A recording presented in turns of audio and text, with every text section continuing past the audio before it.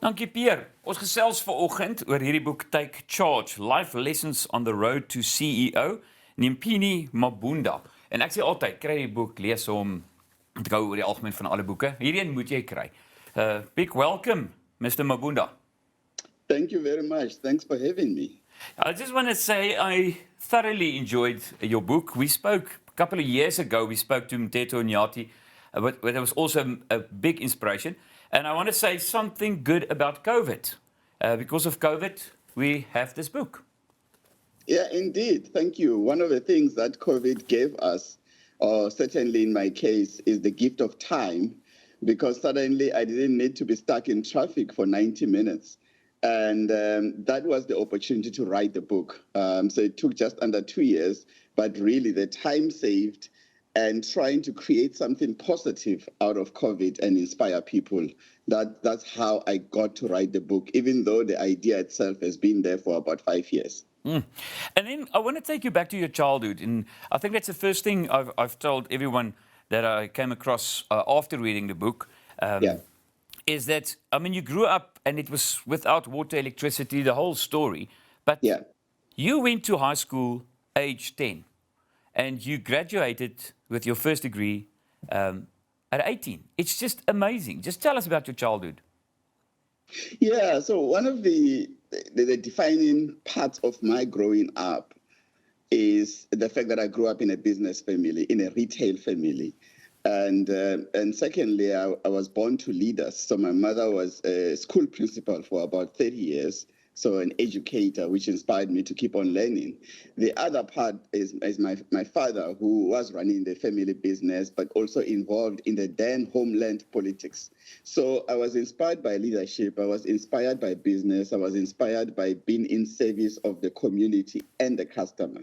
And I share that story because I believe all of us have got unique parts of our growing up and our childhood, and that becomes part of our DNA. We need to take advantage of that in building our careers.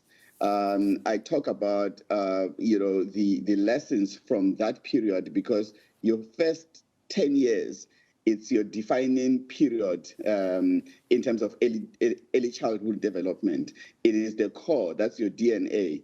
So I say you are at your best when you are you. Leverage that. But the second part about that is that I was in a way disadvantaged because I was 2 years younger than my peers in school at university. And it could have worked against me where we're saying, you're too young to be a leader, you're too young to do this. And I could have lost my confidence. But I actually used my youthfulness to throw myself in spaces where I brought something new. I brought the young voice to leadership. I brought the young voice to many other things. And I think many people look at their circumstances, growing up poor, growing up in a village, didn't go to this school, as a disadvantage. And I'm challenging everyone through my book to say, try and look for the advantage in your background because it's unique to you. And I want to motivate people to read every word. I wanted to say, I think you must talk to Jonathan Ball Publishers and say, listen, do a kind of Richard Branson snippets, a small book, because you've got lines that's brilliant lessons. And I want to read one. It just says, this kind of confidence to push above my weight in the attitude I've adopted throughout my life. Whenever I've been in situations where there have been competitors with more experience or were more capable. You're not scared of challenges. And I don't think we should be, because I think challenges are the only thing that's constant in life. We've been thrown curveballs all the time as human beings, as leaders. COVID threw lots of curveballs to all of us, which led to a lot of mental health issues. But look, as if that's not enough, then we have an economy that's really going through a rough time, hasn't grown significantly for a long time. As if that's not enough, then we had the KZN unrest. Many people, whichever part of business you are, you tend to be affected, whether through the ports, distribution, or customers you have in KZN, or employees you have. And as if that's not enough, then we have the floods. So the point is that life keeps on throwing different kind of challenges, and I think we need to learn to be calm in crisis. And I do have a chapter around leading through imperfection.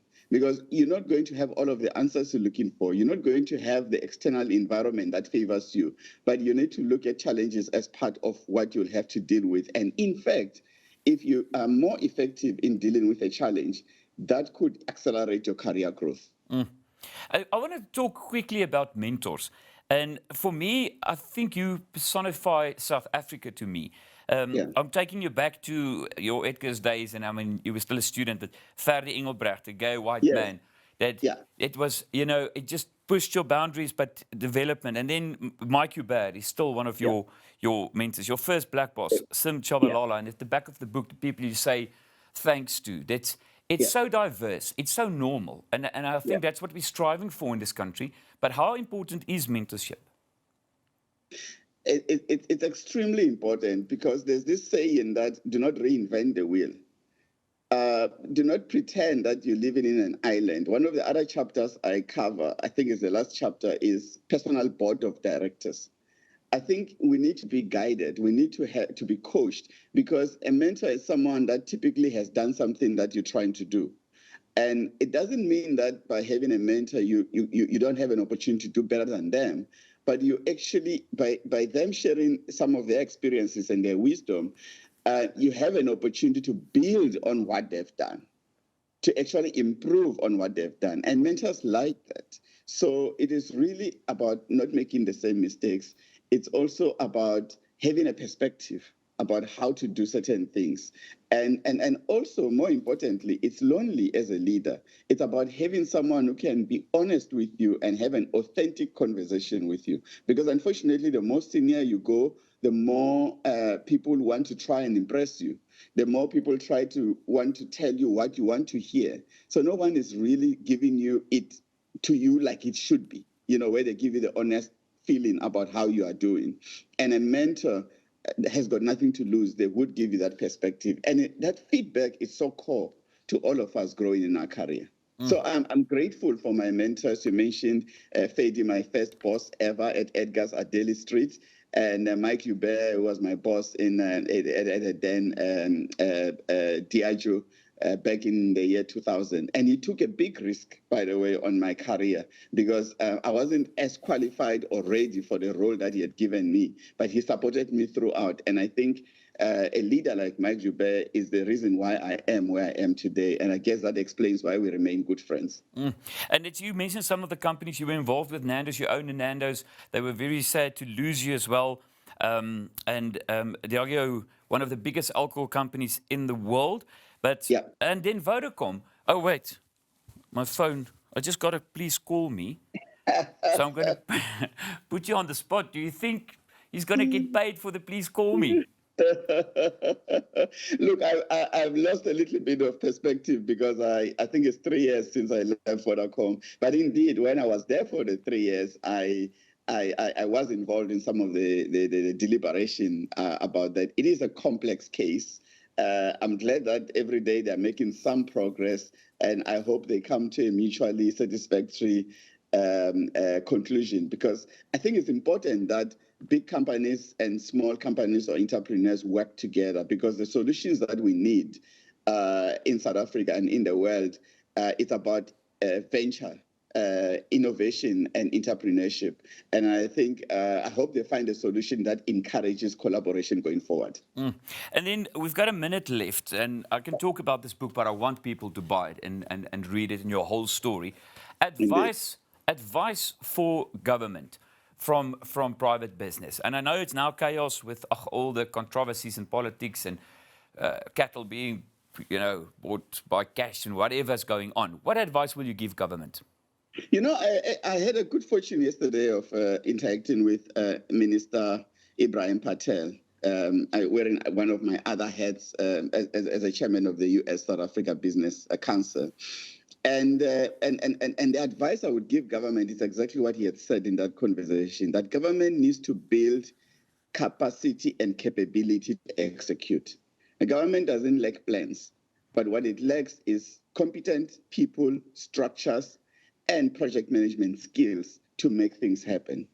And for me, a book like this helps build people's capabilities. It helps people think about how they want to lead, how they're going to solve problems. We have very good plans, whether it's the integrated resource plan, whether it's the NDP 2030 and the annual budgets. There's good thinking, there's good plans, but we just do not execute. And you need to build that capacity. So government needs to hire more and more competent people. They need to drive capacity to make things happen. That's the advice, whatever that takes, and be decisive about those who are not pulling their weight. And that starts with the cabinet all the way down. Mr. Mabunda, I want to talk about Uganda and the rest, your MBA and your fitness. But we've got no more time. So I just want to say, I mentioned you worked for a very long time for a big alcohol company. So I just want to tell you, sir, keep on walking.